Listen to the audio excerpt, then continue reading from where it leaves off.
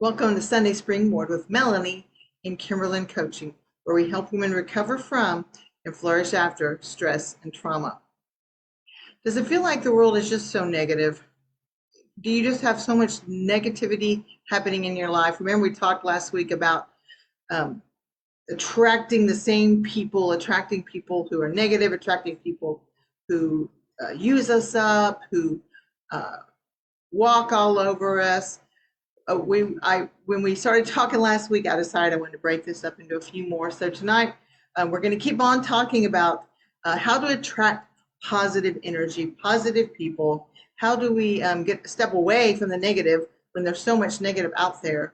And how do we start just experiencing more positivity and joy in our lives?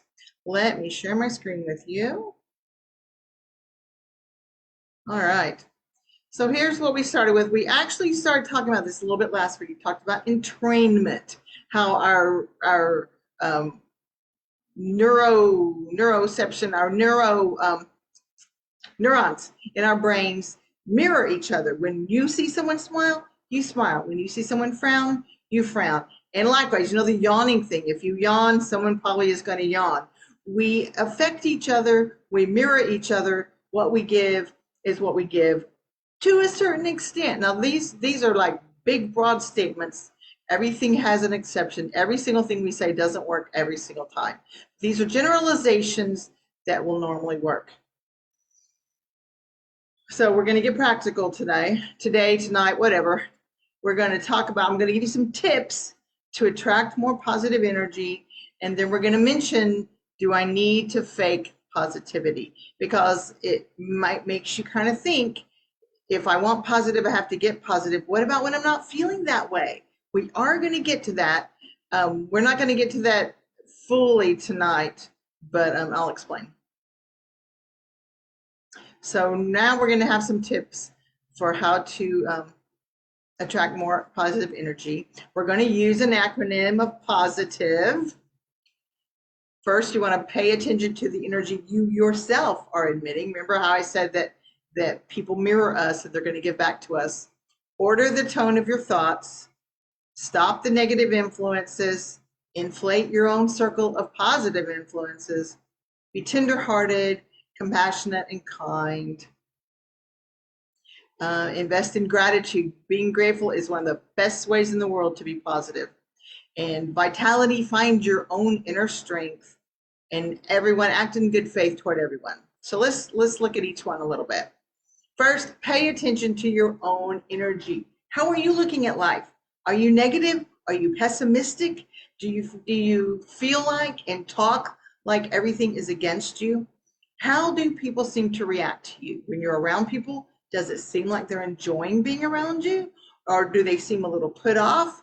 If maybe you're complaining and you're talking about the bad things of your life, notice how you yourself are putting out, because you can't expect people to keep on acting toward you as positive if you yourself are putting out negative energy. Now think about your own thoughts, your own tone. This kind of goes with the one before. How are you thinking?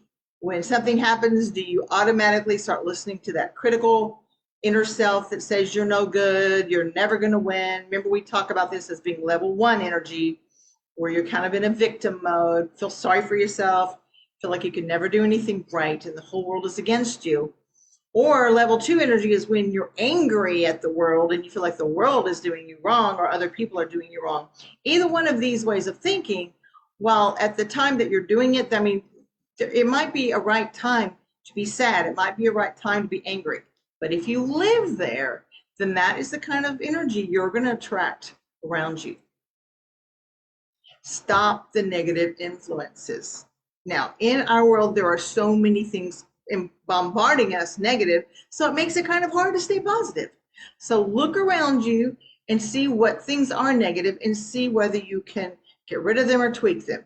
You might want to quit watching the news, or only let yourself watch the news once a week, or maybe you don't watch them, but you just keep up with Facebook, or maybe you stay off of Facebook. Maybe Facebook is a negative influence for you, or any kind of social media.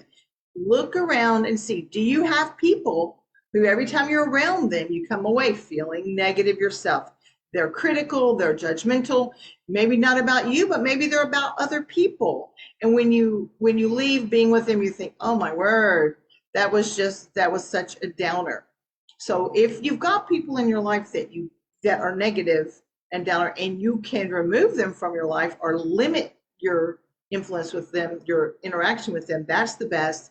If there are people in your life that you absolutely cannot or don't feel like you can cut them out of your life, then maybe you, again, limit your interaction or get yourself really fortified before you go into the interaction so that you can have a shield up around you so you don't let their negativity just bombard you and make you just follow along with them.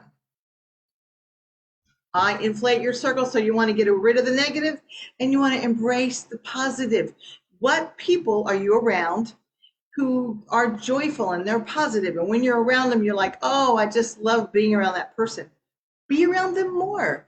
If you're not around people like that, find some ways to do it. Get involved in your church, in the Celebrate Recovery, in volunteering. These kind of people are generally positive. They have purpose in life and they're busy and active, and they will draw you along with them and let you be part of their circle, and you bring your new positiveness to the circle, and it's just a spiral upward. And then just act with compassion, kindness to the world around you. When you're nice to someone, people are usually nice to you. You know, the random acts of kindness has been so helpful. You can do just a little thing. You can write a note on a sticky note, put it up. You can pay for the coffee of the person behind you. If you've ever had someone do that for you, you know how good it makes you feel. Research shows that people who live this way are happier, more satisfied with life. They live longer. They just have more joy, and they have better lives in all areas of their lives. So embrace this concept, and when you're around other people, treat them with compassion and kindness on purpose. Sometimes it's hard to do, but you have to be consciously making an effort to do this. And gratitude, invest in gratitude. This is one of the number one things that will help you get out of depression, out of negativity, out of pessimism, out of those level 1 and level 2 energies is gratitude. So grateful for what you've got around you, grateful for your body, your life, your friends. If you don't feel like you have many friends, or maybe you feel like you've had a lot of bad things in your life, look back at those bad things and realize, hey, I made it through that. Be grateful for what you have now, even if it's not all that you want. If you start being grateful for what you have and you have an attitude of gratitude, everything again spirals upward. You get to choose whether you want to spiral upward in your life or spiral downward. When you embrace the lower, the pessimism, the negative, that's what you start getting, and you start going lower and lower. You have to make an effort to turn it around and then start heading up. And I sort of mentioned this in the last one. Vitality, find your inner strength. Now, I know many people who have come through abusive relationships, who suffer with depression and anxiety and different things. You don't feel strong. But that is absolutely not true. This is where you can truly benefit from looking through all the things you've been through and looking through all the bad things, and look how you've come through them. That is your strength. You're your own superhero. Something about you helped you get through those things. And one of the things that is important in trauma-informed coaching that I've been learning over these last couple of years is how to help you find your strengths. We can do that. If you need some help with this, there's a link in the show notes. You can schedule a free complimentary session, and we can talk and see whether we'd be good to work together. I was working with someone the other day just on this very thing of finding the strengths through the bad things that she had come experienced in her life, and she found that it was very powerful. And act in good faith toward everyone. What does this mean? So in business and out in the world, we generally believe that people are acting in good faith toward us. We believe that people will do what they say they'll do, and while they don't always, for the most part, that's the way we interact. But sometimes we don't do that in our personal life. Sometimes something happens and we immediately jump on it. We immediately are critical and judgmental for the person and for ourselves. And so to act in good faith means to give people the benefit of the doubt. If someone doesn't talk to you, you don't automatically think, oh, they don't like me, oh, they're arrogant, they're prideful, they think they're better than me. Maybe they're just having a bad day. Maybe their mind was off somewhere. They just didn't focus on you. So if we can give people the benefit of the doubt, then we can be more joyful because we're not always deciding everything is against us. Now, I have to say, remember I told you that all of these things are broad generalizations. They're not always good all the time. If you're in an abusive relationship and you keep on giving him the benefit of the doubt or her, and you keep making excuses for them, maybe in an alcoholic relationship, when you do those things, that is not helpful. So this is a general way of reacting in life when you're with quote unquote normal people. Though we know that normal is just a setting on the washing machine.